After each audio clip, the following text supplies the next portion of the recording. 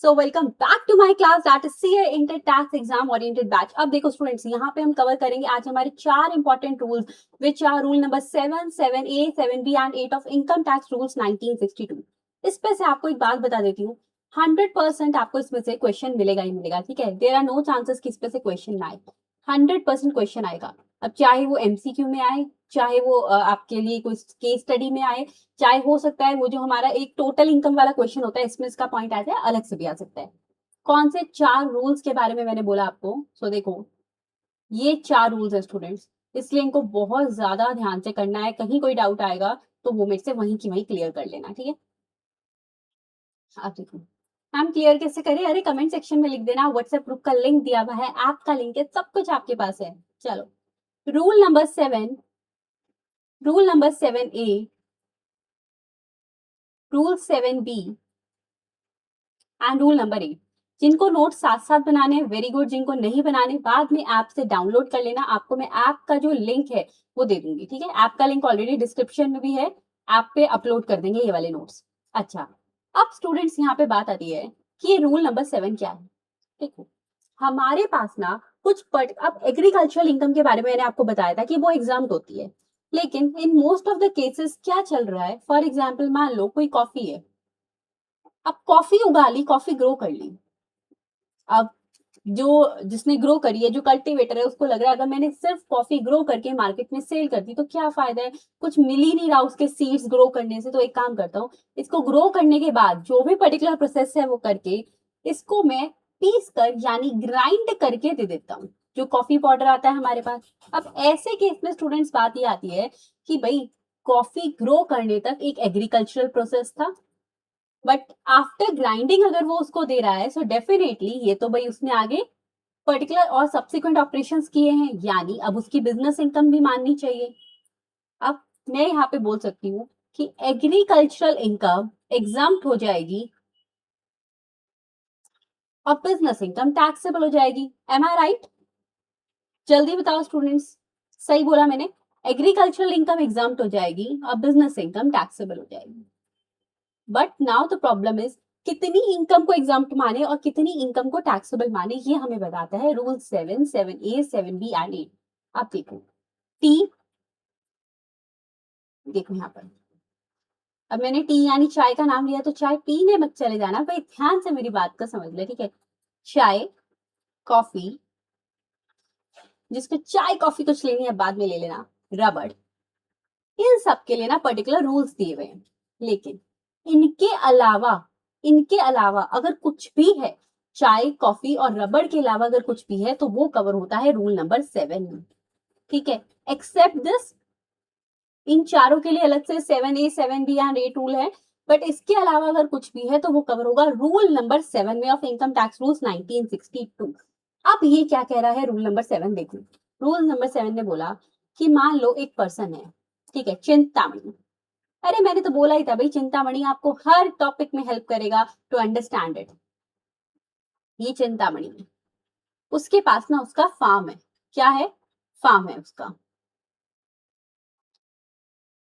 ये ना agricultural farm है। इस पे उसने सोचा कि मैं ना शुगर केन यानी गन्ना उगा लेता हूँ। अब गन्ना उसने उगा लिया यहाँ पे, ठीक है, फिर उसको लगा यार गन्ना उगाकर एक काम करता हूँ ना, इसको पर्टिकुलर प्रोसेस कर लेता हूँ। यहाँ पे सब्सिक्वेंट ऑपरेशंस कर लिए, इससे चीनी बन गई, गन्ने से चीनी बनती है ना, हाँ बिल्कुल। चलो, और उसको जाके मार्केट में सेल कर देता हूँ। मैम, अब इसके केस में गन्ना उगाने तक तो ठीक था, लेकिन ये जो बाकी का किया ये तो उसने बिजनेस इनकम कर दी। हाँ जी, तो अब इसको कैसे निकाली? अब मान लो स्टूडेंट, जो शुगर केन यहाँ पर उसने उगाया था ना, उसके पास 2 ऑप्शन थे, या तो उसको ले जाके मार्केट में ले जाता, ठीक है ना, या खुद से ही अपनी फैक्ट्री में ले गया और उससे वहां पे चीनी बना लिया, शुगर मिल में ले गया, उससे वहां पे चीनी बना ली। अब उसने क्या किया? चलो चीनी की बात करते हैं, चीनी कितने में सेल करी उसने? चीनी ना 12 लाख में सेल कर दी।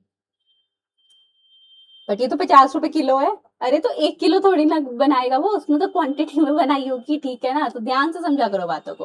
अब ये जो बच्चे लिख रहे हैं ना मैम 50 रुपए दिए 12 लाख कहाँ से आएगी, 50 रुपए 1 किलो का रेट है, 12 लाख, बड़ी सोच रखेंगे। ठीक है, 12 लाख में उसने सेल कर दी। ठीक है, यहाँ पर उसके जो पर्टिकुलर ऑपरेशन हुए थे, गन्ने से चीनी बनाने के लिए 7 लाख रुपए उसके लग गए थे। अब ना मैं कुछ नहीं कह रही, एक बात बताओ, चीनी सेल करने का मतलब हो गया कि वो बिजनेस पर्सन है ना?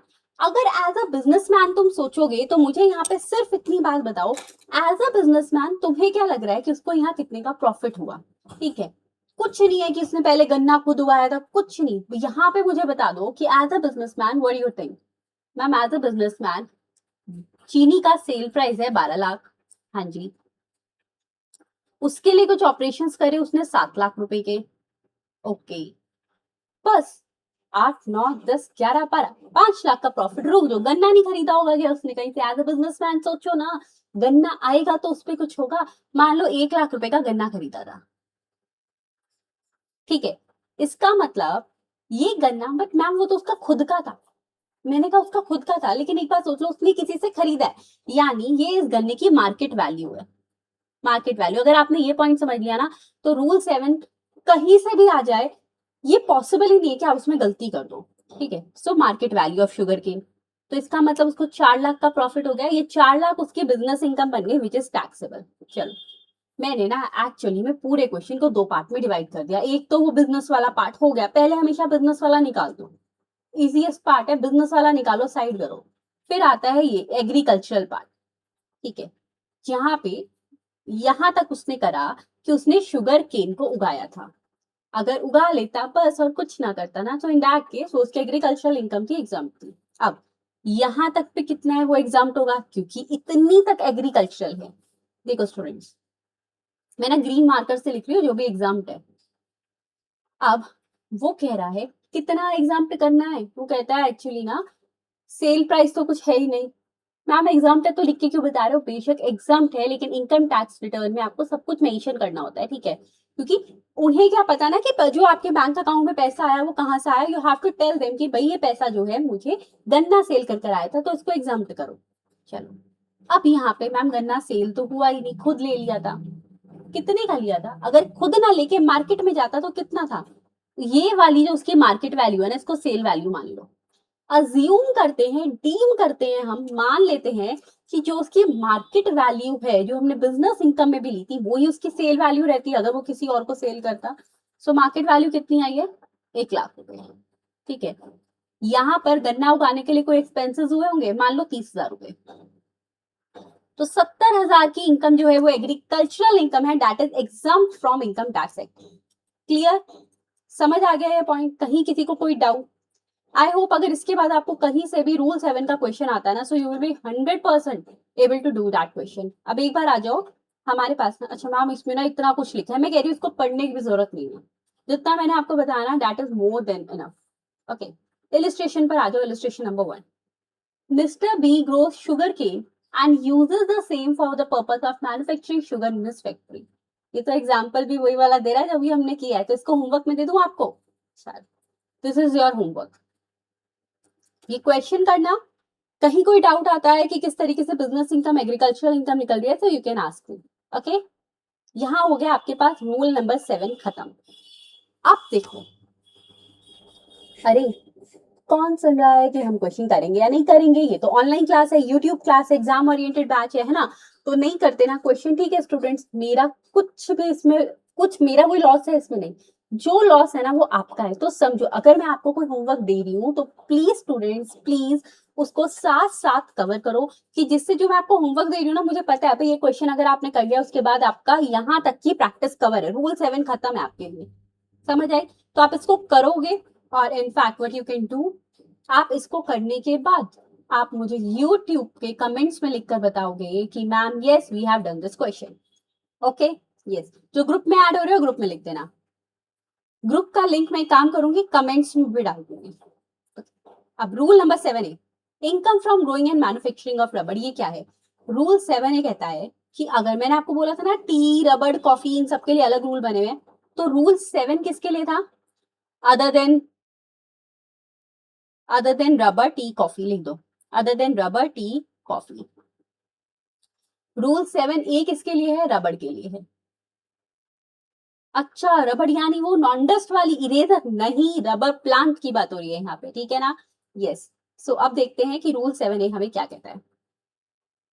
ये रूल 7 नोट कर लिया सबने? जिसने नोट नहीं किया ऐप पे से डाउनलोड कर लेना, मैं नोट्स अपलोड कर दूंगी आपको। रूल 7 है।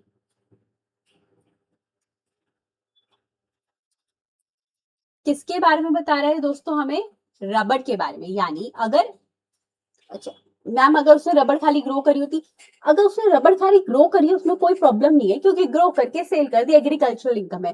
वी आर टॉकिंग रबड़ का प्लांट को ग्रो करने के बाद उससे मैन्युफैक्चर कर रहा है वो रबड़, और उसके बाद वो सेल हो रहा है, ठीक है। So income from growing and manufacturing of रबड़, income from growing plus, and लिख लेना यहाँ पे, वैसे मैं आपको बता रही हूँ प्लस, यानी ग्रो के साथ साथ मैन्युफैक्चरिंग भी हो रही है, बिजनेस ऑपरेशन हो रहे हैं, सब्सिक्वेंट ऑपरेशन हो रहे हैं, मैन्युफैक्चरिंग ऑफ रबड़, ऑफ रबड़। अब देखो बच्चों, गलती अगर करती, टी का कंसेप्ट लगा दिया यहाँ पे, मतलब सिर्फ रूल नंबर ही तो चेंज किया मैं, बाकी तो सही लिखा था। पूरा क्वेश्चन गलत है। अगर आपको आपके नाम से ना बुला के कोई किसी और नाम से बुलाया, आपको कोई चिंतामणि नाम से बुलाए, अच्छा लगेगा नहीं ना, तो उनके नाम मत बिगाड़ना, मतलब रूल नंबर इधर उधर मत कर देना, वरना पूरा क्वेश्चन सही कर भी 0 मिलेगा, ठीक है। उसके बाद हम पता क्या करते हैं, अरे इंस्टीट्यूट तो ना ऐसे ही करता है, हम सारा क्वेश्चन सही करता है, एक गलती की सारा उड़ा दिया। स्टूडेंट्स समझो बात को, गलती आपने की बहुत बड़ी है, क्लियर है ना, कि वहां पे आप ये चीजें नहीं कर सकते, मतलब उसके नाम नहीं बिगाड़ सकते। अच्छा देखो, रूल 7 को ना आप एक पॉइंट और लिख सकते हो, क्या लिख सकते हैं, that is it is a general composite income, ठीक है ना। जनरल कंपोजिट इनकम भी इसको हम कह देते हैं कि भाई बाकी सब जो जनरली है बाकी सब इसमें कवर हो रहा है, और रबड़, टी, कॉफी, वो सब कुछ इसमें कवर होगा। अच्छा अब रूल 7 का रूल क्या है? रूल 7 है ना, एक्चुअली बहुत बहुत बहुत ईजी है। वो क्या है? वो सीधा सीधा कहता है कि सुनो, रबड़ से समझ आ गया कि यहाँ पर ही होना है। अब उसने आपको बोला कि इसके लिए हम एक रेशियो बता रहे हैं।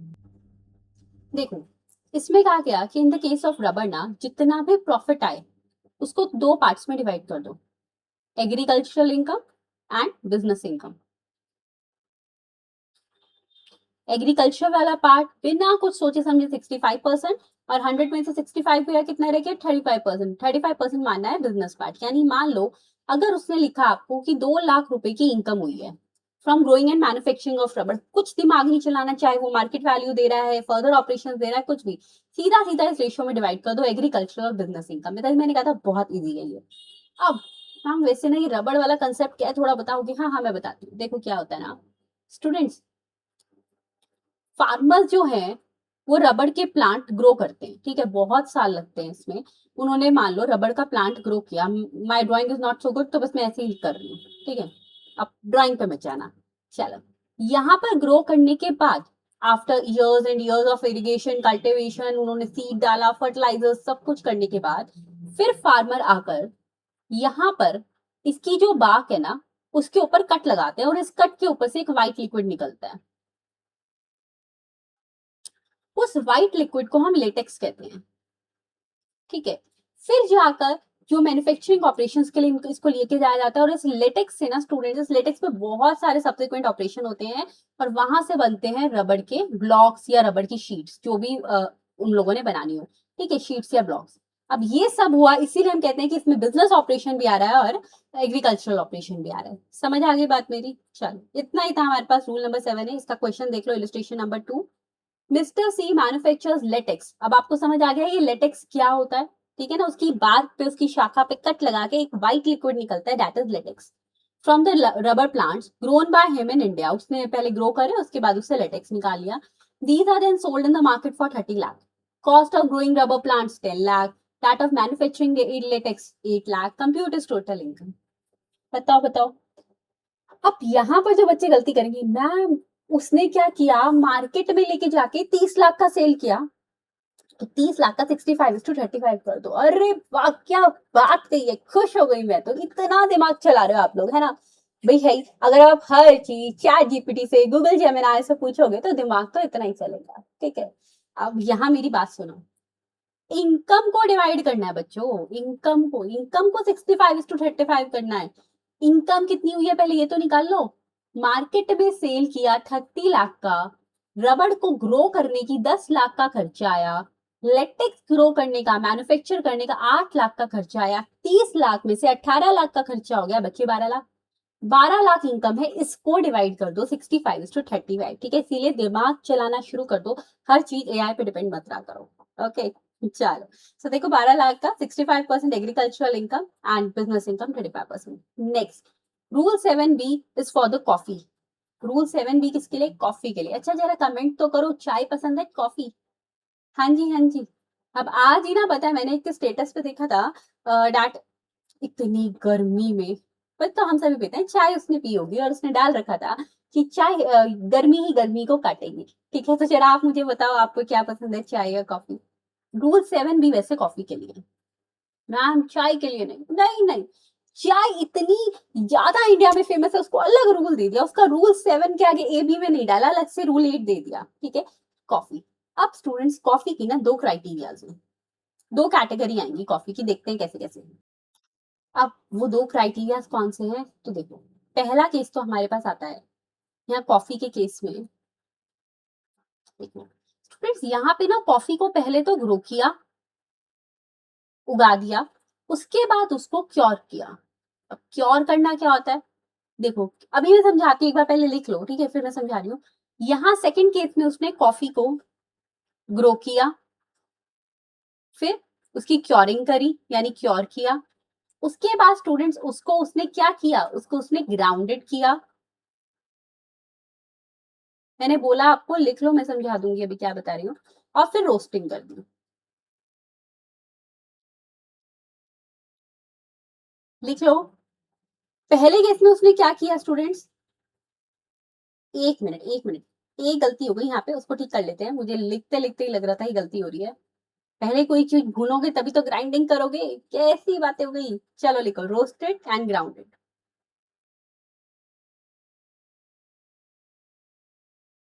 अब ये क्या है, कॉफी ग्रो एंड क्योर का क्या मतलब हुआ? देखो students, coffee grow and cure means, पहले ऊपर लिख लो रूल 7B कॉफी के लिए, ठीक है। अब इसका फर्स्ट पार्ट आ गया हमारे पास, coffee grow plus curing, growing plus curing. देखो कोई भी फार्मर कॉफी के सीड्स को ग्रो कर रहा है, बीज उगा रहा है, उसके बाद स्टूडेंट उन बीजों पे ना छिलका होता है, उसका हस्क होता है, कवर होता है, कवर निकालना, उसके ऊपर से मिट्टी वगैरह लगी है तो वो मिट्टी हटाना, यानी उन सीड्स को मार्केट में सेल करने के लायक बनाना, उस प्रोसेस को कहते हैं क्योरिंग। ठीक है, अगर तो कोई सिर्फ इतना कर रहा है, देखो खाली ग्रो तक करके सेल कर देता है, जैसी हालत में होते सेल कर देता है, दैट वाज एग्रीकल्चरल ऑपरेशन। उसने क्योरिंग भी करी, यानी मार्केटेबल बनाया उसको, कैसे, उसका छिलका रिमूव किया, ऑब्वियसली कोई सब्सिक्वेंट ऑपरेशन लगा, उसकी क्लीनिंग करी है, उसको अगर किसी तरीके से उस पर कोई मिट्टी वगैरह लगी है, मतलब वो सब हटाई, ऐसे करके कुछ प्रोसेस करे उसको मार्केटेबल बनाने के लिए। इस केस में काम तो बहुत किया, बट फिर भी इतना ज्यादा बिजनेस वाला पार्ट नहीं हुआ, थोड़ा बहुत तो हुआ है। अगर अब थोड़ा बहुत हुआ है तो इन दैट केस स्टूडेंट्स, वहां पर जो भी इनकम आएगी डिवाइड तो होगी दोनों में, एग्रीकल्चरल और बिजनेस में, लेकिन किस रेशियो में होगी? थोड़ा ही काम किया ना, तो बिजनेस इनकम 25% और एग्रीकल्चरल इनकम 75%। क्लियर? जल्दी बोलो, क्लियर है? चलो ठीक है। अच्छा लेकिन अगर यहाँ पर केस हो जाता दूसरा, अब वो क्या करता है, देखो in the second case student, वो पहले कॉफी को ग्रो कर रहा है, दिख रहा है ना सबको?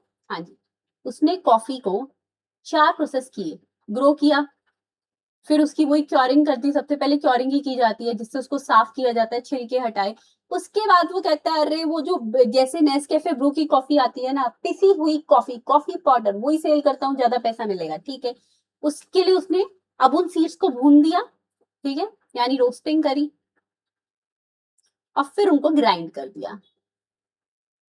अब इसका एक इजी सा एग्जाम्पल बताऊं, जाके ना अपने घर पे पूछो जो भी किचन में काम कर रहा है, कि अगर कभी भी हम कोई साबुत मसाले भी पीस रहे हैं तो हम क्या करते हैं, उनको मार्केट से लेकर आए, ठीक है, उसके बाद उनको छान लिया कि भाई कुछ लगा हुआ तो नहीं है, दैट इज द क्योरिंग। फिर हम उनको भूनते हैं, पता ही नहीं हमें, पूछो ना फिर जाकर, भून लिया, दैट इज द रोस्टिंग, फिर हम उसको मिक्सी में चला देते हैं, दैट इज द ग्राइंडिंग। ठीक है। ये सारा प्रोसेस किया, यानी ग्रो करने के बाद इतना सारा काम, क्योरिंग, रोस्टिंग, ग्राइंडिंग, ये सब अगर उसने करा है तो इन दैट केस उसने बिजनेस वाला पार्ट बहुत ज्यादा तो करा ही है। तो उस केस में स्टूडेंट बिजनेस इनकम 40% टैक्सेबल हो जाएगी। वहां कितनी हुई थी, सिर्फ और सिर्फ 25%, यानी 1 लाख में से 25% बिजनेस इनकम मान के 75% को आप एग्जाम करते हैं। लेकिन यहाँ पर क्या करोगे, इसकी रेशियो, क्योंकि काम ज्यादा हुआ है, सब्सिक्वेंट ऑपरेशन ज्यादा हुए हैं, तो एग्रीकल्चरल इनकम और बिजनेस इनकम की रेशियो बदल दी। Agricultural income 60% and the business income is 40%। Is it clear to all of you? हाँ जी स्टूडेंट, सबको क्लियर है? क्या बोला मैंने, 60 and 40 that will be the ratio है। आई होप सॉल्व है ये पॉइंट भी, कहीं कोई डाउट नहीं आ रहा होगा आपको। कहीं कोई डाउट है तो प्लीज मेरे से पूछ लो। पता है तो ये भी उतना इजी जैसा आपने रबड़ वाला काम किया था, बस इसमें क्या है, इसमें 2 पार्ट्स देखने की। कॉफी को सिर्फ ग्रो और क्योर किया है तो 75:25, कॉफी को ग्रो, क्योर, राइस, उसके रोस्टिंग एंड ग्राइंडिंग किया है तो इन दैट केस वो जाएगा आपका 60:40 में। ठीक है, अब एक बार मैंने यहाँ पे ग्राइंडिंग लिखा है, आपको जो एग्जाम में मिलेगा लिखा हुआ वो ग्राउंडेड लिखेगा, क्योंकि ऑलरेडी वो कर चुका है। ठीक है ना, so that is a verb आ जाएगा वहां पे कि ग्राउंडेड, ऑलरेडी ग्राउंड कर दिया है उसमें। ठीक है, दैट इज ग्राइंडिंग पार्ट। अब नेक्स्ट हम सबकी फेवरेट चाय, वो आती है रूल नंबर 8 में। ठीक है, देखो स्टूडेंट, अब चाय सबकी इतनी फेवरेट है तो इसके लिए अलग से मार्कर लेना तो बनता ही है, तो चलो रेड मार्कर ले लूं। बोलो बोलो, ठीक है। So rule 8 is for the T. अब टी को भी सिर्फ ग्रो करके, यानी कि चाय उगा के सेल हो जाती है। ठीक है, सिर्फ उगाई नहीं है स्टूडेंट उसने वहां पर उसको चाय की, देखो अब ऐसा तो है नहीं ना जो हमें चाय पत्ती घर पे मिलती है ऐसे ही मिल जाती है, नहीं ना, इसके सीड्स वगैरह उगते होंगे, फिर ये सॉरी फैक्ट्री में जाकर इसकी जो है चाय की पत्ती बनाई जाती होगी, दैट इज अ टी। मैंने टी सीड्स कह दिए, सॉरी, टी लीव्स से। ठीक है, I am correcting my self here, tea leaves से टी बनी है। ठीक है ना, तो अब यहाँ पर ही पॉइंट आएगा, यानी अगर हमने चाय को ग्रो और मैन्युफैक्चर किया है तो इन दैट केस रेशियो क्या लगेगी, बहुत इजी सा पॉइंट, उसमें रेशियो लगेगी 60:40। यानी मैम इतना सा, अरे इतना सा काम नहीं होता, बड़े सारे सब्सिक्वेंट ऑपरेशन होते हैं, उसके बाद जाकर चाय की पत्ती बनती है। ठीक है ना, तो इसीलिए वहां पर क्या बोला गया, रेशियो विल बी 60:40। यही लिख दू नीचे ही, बोलो, लिख दें next part, that is the point number, rule number 8, T. T को भी अगर ग्रो करके मैन्युफैक्चर किया है, ग्रो प्लस मैन्युफैक्चरिंग। ठीक है, तो इसके केस में भी क्या हमारे पास रेशियो आ गई, एग्रीकल्चरल इज टू बिजनेस की रेशियो हमारे पास आ गई स्टूडेंट्स, एग्रीकल्चरल 60 और बिजनेस इनकम 40%। ठीक है, अब लिख लो बिजनेस इनकम 40%। ये हो गया हमारे पास रूल्स कवर। ओके, बस यही था हमारे पास रूल 8 में, और कुछ नहीं दिया हुआ। अब यहाँ से मेरी बात सुनो और फटाफट से आ जाओ एक बार नोट्स पे। मैं आपको एक टेबल बनवा रही हूँ, ठीक है, that is a summary table. आपको एग्जाम में सिर्फ और सिर्फ ये समरी टेबल पढ़नी है और कुछ नहीं। समझ आप चुके ही हो, ये एग्जामिनेशन पॉइंट ऑफ व्यू से सिर्फ समरी टेबल करेंगे। बिकॉज स्टूडेंट्स यहाँ पर कॉलम्स बना लो। ठीक है, पहले में लिखो रूल नंबर,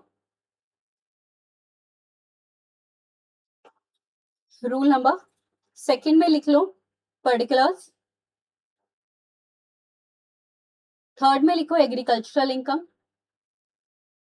और फोर्थ लिखो बिजनेस इनकम। ठीक है, अच्छा, स्टूडेंट का मैसेज आ रहा है, मैम जीएसटी कब से स्टार्ट कर रहे हो, बस 1 या 2 दिन से मैं जीएसटी भी स्टार्ट कर दूंगी। ठीक है, और फिर थोड़ा सा ना इसको, बल्कि इनफैक्ट थोड़ा स्पीडली करेंगे कि हम टाइमली आपका इनकम टैक्स और जीएसटी का सिलेबस कवर हो पाए। उसके बाद आरटीपी, एमटीपी, एमसीक्यू, बहुत कुछ करने वाले हैं। ठीक है, प्रैक्टिकल क्वेश्चन, यस। अब रूल नंबर 7, रूल नंबर 7 किसके लिए था भाई, जल्दी जल्दी जल्दी जल्दी बताओ। रूल नंबर 7 किसके लिए था, जनरल कंपोजिट इनकम के लिए। ठीक है ना, कि other than the below part sorry, other than the below part जो भी आ रहा है सब कुछ रूल नंबर 7 में कवर होगा। लिख दो इसको, मैं ऐसे भी लिख दू, जनरल कंपोजिट। कंपोजिट क्यों लिखा है, क्योंकि इसमें भी क्या हो रहा है, एग्रीकल्चरल और बिजनेस दोनों चीजें हो रही है। जनरल कंपोजिट के लिए एग्रीकल्चरल इनकम कितनी मानोगे, या लिख दो, पर्टिकुलरली हमको यहाँ पे क्या दिया है, फॉर्मूला दिया हुआ है। लिखो यहाँ पे कि इसको हमें फॉर्मूला के थ्रू करना है, जो मैंने आपको समझाया था। फिर रूल नंबर 7A, 7A किसके लिए है? रबड़ के लिए। रबड़ के लिए कितना दिया आपको? एग्रीकल्चरल इनकम 65, बिजनेस इनकम 35, ठीक है, 65%, 35%। 7B किसके लिए है? कॉफी के लिए। अब कॉफी में दो क्राइटेरियाज आ जाएंगे, लिखो यहाँ पे, लाइन और लंबी कर लो इसको। स्टूडेंट एग्जाम के टाइम पे सिर्फ और सिर्फ यही चार्ट देखना है, तो प्लीज इसको लिख लो यहाँ पर, ठीक है।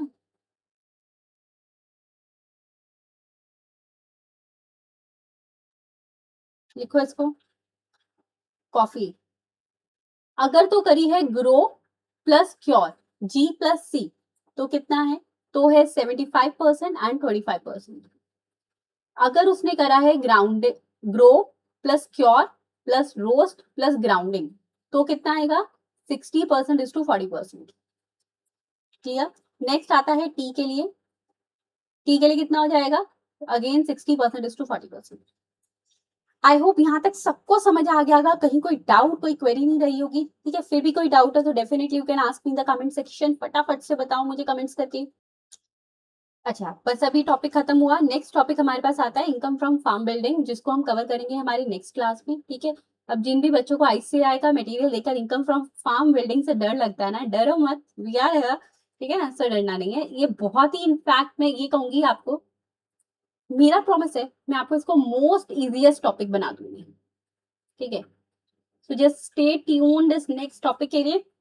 जिसको भी अभी तक एक टॉपिक लगता था ना, देखो स्टडी मैट पे आ जाओ एक बार, देखो ये टॉपिक, अरे मैम ये क्या क्या लिखा हुआ है, इतना इतना सब कुछ, ये तो समझ ही नहीं आता, ठीक है। So just give me a time, इसको हम नेक्स्ट क्लास में मोस्ट इजीएस्ट टॉपिक बना देंगे। और एक इंपॉर्टेंट बात, जिन भी स्टूडेंट्स को शेड्यूल चाहिए था फॉर द क्लास, कि हम कौन सा टॉपिक कौन सी डे को कवर करेंगे या कब तक हमारा कवर हो जाएगा, तो ये भी आपको नेक्स्ट 2 to 3 डेज में ऐप प्लस व्हाट्सएप ग्रुप, वहां पर ये मैं आपके लिए इसकी PDF शेयर कर दूंगी, ठीक है। चलो, thank you students, have a nice day. जिसने चैनल सब्सक्राइब नहीं किया, चैनल सब्सक्राइब कर लो, जिससे आपको टाइमली नोटिफिकेशन मिल सके, और मुझे कमेंट करके बताना कितना आपको समझ आ गया। Okay, bye, have a great day.